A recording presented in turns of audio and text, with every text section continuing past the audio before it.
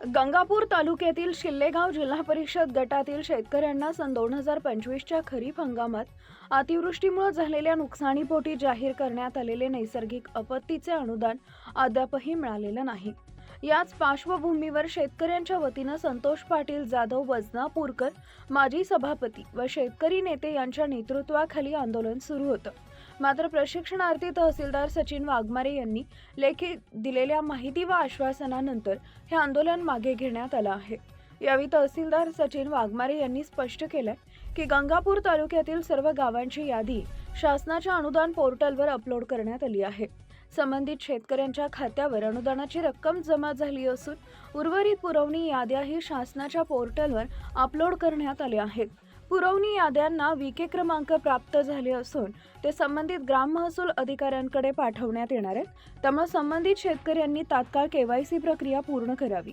KYC पूर्ण झाल्यानंतर अनुदानाची रक्कम थेट शेतकऱ्यांच्या बँक खात्यावर जमा होणार असल्याचं प्रशासनानं स्पष्ट केलं आहे।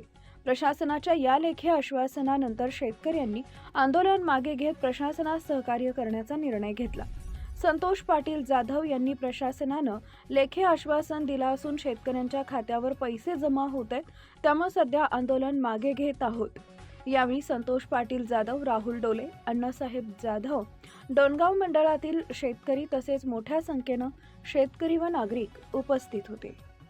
प्रशासनामार्फत शेतकरी बांधवांना आणि संतोष पाटील जाधव वजनापूरकर साहेब जे आहेत त्यांना कळवू इच्छितो की अनुदानाच्या ज्या पहिल्या याद्या अपलोड झाल्या होत्या त्यातल्या केवायसी झाल्यानंतर शेतकऱ्यांच्या खात्यावरती अनुदान गेलेलं आहे। त्यासोबत पुरवणी याद्या देखील आम्ही अपलोड केलेल्या आहेत। पुरवणी याद्याच्या केवायसी पेंडिंग आहेत। जवळपास भाऊंना सांगितल्याप्रमाणे 11,000 केवायसी या शेतकरी बांधवांकडून पेंडिंग राहिलेले आहेत। मी आपल्या माध्यमातून शेतकरी बांधवांना विनंती करतो की हे जे 11,000 केवायसी पेंडिंग आहेत ह्या लवकरात लवकर करून घ्याव्या, जेणेकरून शेतकऱ्यांच्या खात्यावरती ते अनुदान जे आहे शासनातर्फे लवकरात लवकर मिळेल। सोबत भाऊंना मी व्हॉट्सॲपवरती विके नंबरचे जे डिटेल्स आहेत ते सुद्धा दिलेले आहेत। त्यामुळे विके नंबरच्या माध्यमातून आपलं केवायसी जे आहे ते लवकरात लवकर करून घ्या अशी मी विनंती करतो आणि हे अनुदान लवकरात लवकर जमा होईल। यासाठी आम्ही शासन स्तरावर सुद्धा पाठपुरावा करणार आहोत। ही शेतकऱ्यांचे अनुदान आणखी पेंडिंग असेल केवायसी होऊन सुद्धा त्यामध्ये सुद्धा मी भाऊंना शब्द दिल्याप्रमाणे आमच्या कार्यालयाकडून शासन स्तरावरती संबंधित विभागाला पत्र पाठवून पाठपुरावा करणार आहोत आणि उरलेले सुद्धा केवायसी लवकरात लवकर करून घेऊन जेणेकरून सर्व शेतकऱ्यांना लवकरात लवकर कसं अनुदान खात्यावरती मिळेल याच्या आम्ही काळजी घेणार आहोत। लवकर म्हणजे तिकडनं जे काम आहे ते आहे की याद्या अपलोड होणं आणि केवायसी करून घेणं विके नंबर देऊन, त्यानंतर केवायसी झाल्यानंतर आता भाऊंना सांगितल्याप्रमाणे आम्ही पत्र देऊ आणि राज्य स्तरावरती जे अनुदान वितरित करणारी ऑर्गनायझेशन आहे त्यानुसार ते पैसे अकाउंटला येतील एवढं मी सांगतो तुम्हाला। काय म्हणणं आहे याबद्दल?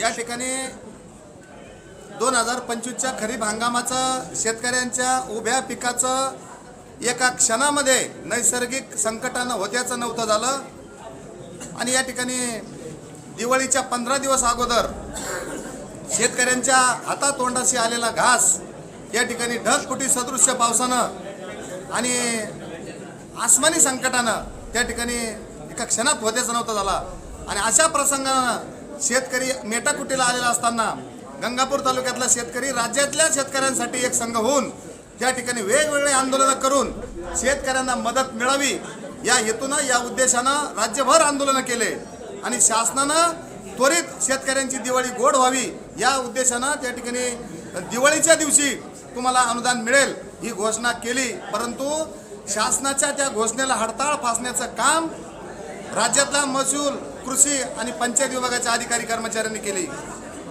हजारो शेतकरी आज राज्यातल्या शेतकऱ्यांच्या वतीनं गंगापूर तहसीलदारांना या ठिकाणी जाहीर पद्धतीनं घेराव घातलेला आहे आणि अशा प्रसंगामध्ये जर या ठिकाणी तहसीलदार यांनी जर चांगला निर्णय शेतकऱ्यांसाठी घेतला नाही आणि अनुदान त्या ठिकाणी तात्काळ शेतकऱ्यांच्या खात्यावर वितरित करण्यासाठी ठोस उपाययोजना त्यांनी राबविली नाही तर अर्ध्या एक तासांना वेगळा प्रसंग निर्माण होण्याची शक्यता नाकारता येत नाही।